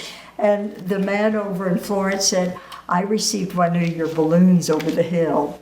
One of the newspaper clippings I handed you, it's under the book now, shows a mountain of ice from the fountain this. in the lake next to the inn. Like they ran it all winter, and it says the things. Oh, yes, I remember this. They And- used to do that. Yes, and we used to have a contest every year when the lake would melt. And whoever, and they would drive, when the lake would melt, they would drive one of their big pieces of equipment into the lake, but the fountain was just wonderful. It was all cement. It was okay. It was wonderful. And we used to canoe on the lake. The inn was so nice. Before I got here, it used to be a Best Western.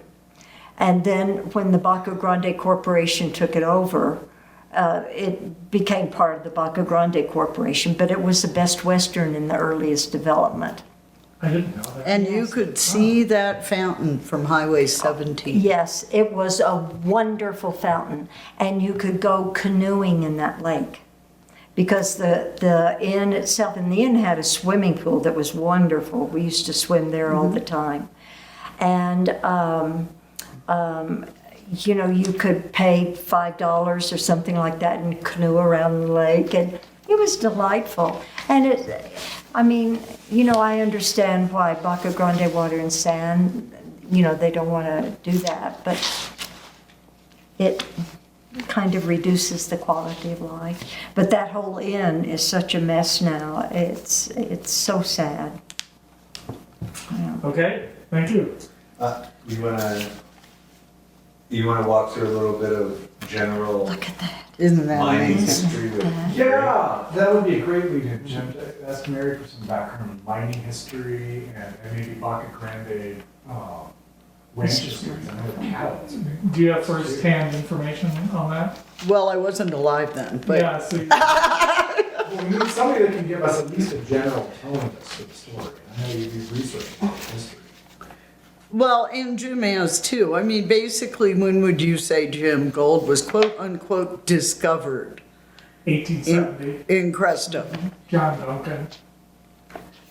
But before that, there were inklings. When Fremont came through here on his government surveys, first time in 1843 and then later in 1848, and he was through here in 1853, he picked up rumors of gold in the Sangre de Cristos. And there was kind of a, Gilpin was out here at the same time, part of the Fremont Party in 1843. So Gilpin knew this valley. And Gilpin was instrumental in getting the Baca grant approved, even though he knew of its history of the Spanish gold mining and the arrasters and everything. And I always thought it was a little disingenuous of Mr. Gilpin to approve the grant. When he first tried to broker approving the grant, the general land surveyor of Colorado rejected it. And he said, this doesn't match with the intentions of Congress because there are probably valuable minerals on this in this square. And the reason I know that is because, Governor, you wrote a book in 1858 that said so. Right. Yeah. And so it was like, right. Within 2 years, the Surveyor General mysteriously had a 180-degree change of opinion, and then he approved the grant. Yeah. Of course, he was working for Governor Gilpin by that time, so. Well, and the whole thing is interesting. The thing I remember, my grandpa and my uncles, my great uncles telling me was what was different on this branch of the Sangres was that the gold showed up in what they used to call lugs, which were large deposits of gold. But these lugs, most of the time, unlike Leadville or Cripple Creek or Creed, did not have veins that went to the next deposit. So it was a lot more problematic. The gold's here, but once you mined out the one lug, which, I mean, could be why John Duncan and everybody else dug all those holes on, what is it, Cleveland Hill out there? Milwaukee, I knew it was a city. You know, looking for gold. And why they say, well, if you want to find gold in Crestone, you go up and find where the quartz float is in the spring after the runoff. And that's where the gold might be. But it made it a lot more boom and bust along this stretch of the mountains than other areas. I mean, except for the Orient Mine on this side, it was pretty boom and bust. The Orient, and it's different geologically, I don't have to tell you that. But, and Creed, of course, kept right on going until World War II, and even beyond. Well, in going through the archival records we discovered there in the file cabinets that are now in the kitchen, we discovered that once this Philadelphia investment company, the San Luis Valley Land and Mining Company, bought the grant from George Adams, they sent a famous mining engineer out here, the first one that had come out here, and he went into every mine and he talked to the mine foreman who had previously worked for George Adams, and he issued a report to his clients, the guys who had just bought the ranch for $1.4 million, and basically told them this will never be a good gold producing district because the gold is in these little lenses of quartz surrounded by 90% barren schist. And once you read this report, and we have it in the file cabinet, you begin to wonder, why didn't they send this guy out before they wrote the check for $1.4 million? And how did they ever find all that gold? I mean, it was pretty much a miracle. The Independent had bigger lenses and more connected lenses than all the other mines. It was the only one that made money. Right. So I thought the timing, and I double checked. Let's see, the investment group bought the ranch in 1900, and this guy's report is dated midsummer 1901. So he went out the year after they bought it. What sense does that make? Whoa. Well, there was so much speculation too at that point. They may have just thought, let's grab it while we can. Because, I mean, there was so much gold coming out of Cripple Creek and Victor just up the range. There was so much gold coming out of Leadville just up the range. You know, I mean, people were excited. Yeah, every town, every gold camp started out that way, but many of them ended up like this one. It just didn't pan out. Yeah, well, like I said, if we didn't have the ranch, Crestone wouldn't be here. Right. All right, we're almost out of time. Quick pause. And I know you got a brief mention on the ranch. We're back. Okay. If you want to spend a few minutes telling your recollection of the history of Crestone and how it came to be. Crestone is a statutory town. So that means the legislature said by statute that we exist. It basically was a lot of people who wanted to make money who got together around 1880, and there was the possibility of this gold, possibility of silver. The ranch was here. So they made the town. And there were, I believe, at one point, 5 saloons, 3 newspapers, numerous stores. There was a lot going on in Crestone, and it actually was a center for the area for a while, right at the beginning of the founding of the town. So like in the 1800s? Yeah, 1880 was when officially Crestone was started. And what do you think the population was then? I don't know. I don't have a clue. Yeah? Jim, what was the population of Crestone like 1880? It was about 100. Does it say that on the plaque, on the entrance to? I don't think it says how many people Okay, there were, but I don't it does say 1880, Yeah. yeah. But, we were still, as a nation, recovering from the Civil War. So there were still a lot of people who had been displaced, plus a lot of immigrants. So there were people looking for opportunities who were willing to come someplace with nothing. If you read Anne Ellis, Life of an Ordinary Woman, she was an amazing woman who grew up in Bonanza. And she actually was the treasurer for Sawash County. And she also helped build the railroad. It's a great book. But her family was like that. They came out with nothing but the clothes on their backs and made a life. And you read about these people in these little towns in the West, and it's pretty incredible because they have next to nothing and they make it work. Like her dad died up in Cripple Creek and Victor. Well, there were no benefits back then. So her mom started making pies and was pretty soon selling pies to everyone in the mining camp. But that was a lot of how things started. And people cared a lot. I mean, you think about the schoolhouse we're sitting in. That was built by the miners for their kids in 1880. So that's the kind of people that you're talking about. They want to make a community. They had dances. They had lodges here, like, the Masons and the Elks and those kind of things. They had dances. Henry Hopkins, who lived in the house when you're going out of town that's on the right, set back in the trees there.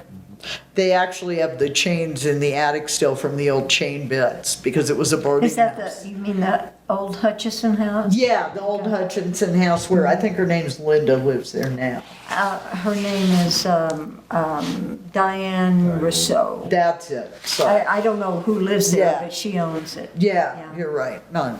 Anyway, that house, Henry Hopkins would come and fiddle and they'd have dances. There was always, just like Whitney was saying about in the 80s, people wanted community. They wanted to hang out together and do stuff and make a community. Can you spend just a minute telling me your name and when you first came to Crestone?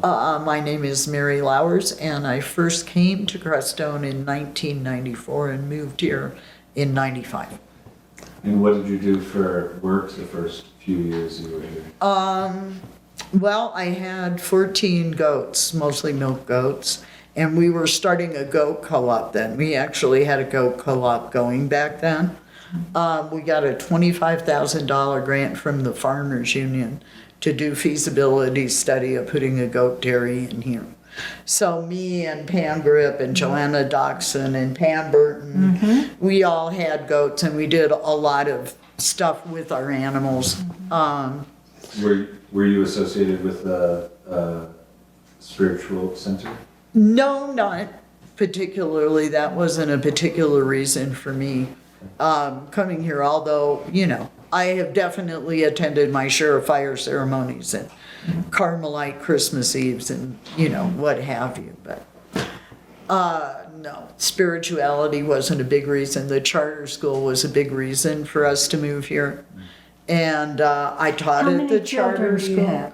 I only gave birth to one, but I Okay. raised 3. Okay. Yeah. And then your name and when you first came to Crestone? My name is Whitney Strong. I came here in 1980. I worked for the Aspen Institute. I had worked for them in New York. And I was probably initiated here during the Hannah Strong development of the spiritual centers here. I didn't come here because of spirituality, but I came here because I had the opportunity for one thing, but I knew nothing about Crestone, Colorado, except that my longtime best friend was head of the Aspen Institute here. I replaced her a year after we got here, and she moved to California. And I became a part of the Aspen Institute and eventually Colorado College and the Baca townhouses. I was one of those who really said yes to a lot of things except serving people food. And what I felt like my purpose was, Adam, is that once the spiritual groups started coming in and they were staying at the townhouses, they were on a path. They were seekers. They were on a path. And I wanted their accommodations to be the least of their concerns. Mm-hmm. So I made it that way. And I had wonderful people. I was always very supportive of working with families. Katie Snyder, Kim, and Melanie and their friends, they had a housekeeping service. Yeah. They would come up in their van and they would clean townhouses for us. And then after that went away, I hired people from the lamb family, the lamb ranching family. And I just love to work with families. And Fred Lipscomb, his dad, and his wife, Petey Lipscomb, she was manager of the Property Owners Association. She was very instrumental in the Crestone Eagle beginning. Yeah. Yeah, and Petey she had a place in Palisades, and she'd always bring back those beautiful peaches. Peaches, oh. I got 5 minutes. Do you remember the first time you saw the mountains? Yes. And what did you think? Actually, I came here because I was in an abusive relationship, and I called my friend down here. I'd never heard of here. I called my friend down here, and she said, "Whitney, come on down, spend a few days." And she didn't say anything about moving here or anything. I just needed to get away. And so I came down, and I was kind of a mess. And but Lynn introduced me around, and she said, "If you want a job," With the mountains. I'm going to tell you. And I said, "Let me see." And so I went in and out, driving in and out. And the home I live in now was the home that I said at that time, I said, "I'm going to live in that home and I will probably buy it." And I said, "Look at the mountains from that home and look across the valley and the mountains." But as I was coming down, man, it was snowing. I mean, it was winter and it was snowing and everything. And so I didn't look at the mountains when I was coming in the first time. And I stopped in Moffett and I said, "I'm looking for Crestone, Colorado." And it ended up being Mike Compton, who said, "Go that way 12 miles. And I said, "Okay." And then I found Lynn's house on Bellevue Way and stayed there a few days. And that's when things started coming to me. You know, I was in a really bad place. I was in a hurtful place when I came. But when I left, and I guess I was here for about 5 days, and I had my 2 little dachshunds with me, and I felt so much better when I left. And when I got home, I called Lynn and I said, I want to come down. I just need to figure out what to do about my marriage. And So my husband and I did come down together. I did not want that, but that's what happened. And then after a couple of years, he left. And but the mountains did, they did embrace me. When I was growing up in Oklahoma City, my uncle had a cabin in Estes Park. So the Colorado mountains have been a part of my life, all of my life, you know. And when I lived in New York, I would spend my summers in Aspen. And and today, and for 39 years after I came in the first time, I never come in. I came in today from Alamosa, and I say, I love my life. I am so grateful that I live here. And I've been blessed over and over again. A minute and a half. Frank Snyder? Frank Snyder. One of my favorite Frank Snyder stories is we had an alternative construction mentorship with the charter school. And every year there was a community service component of each mentorship. So the boys in this, a lot of like 12 junior high boys. Rashawn was in there, Hannah's grandson. I love that kid. But anyway, they made a new cow for Kurt. Kurt's logo was yes. Moolah the cow. Yes. So I'm pulled up at the traffic light by the liquor store, which is now the town hall, or not the traffic light, the stop sign. And Frank comes out and his 3/4-ton truck that Alan has now was parked over in the corral where Kim and Andrew's yard is now. And the cow, Kurt's cow, Moolah, was in the back of the truck. And Frank goes, Mary, do you have a Marks a lot? And I'm like, I look around, dig in my purse. I'm like, God, I'm sorry, Frank, I don't have one. He says, you know, I gotta brand this damn cow he keeps getting out. Because the kids used to steal them? Oh yeah, they'd steal Moolah and put them all over town. Yeah. Like in the post office, on the was porch of the wonderful. I store. know. You Oh, know, I yeah. love And Kurt loved it. So there you go. We're counting down. T-minus 20 seconds. Well, thank you all. Thank you. Well, thank I feel you. like we could use another 2 hours.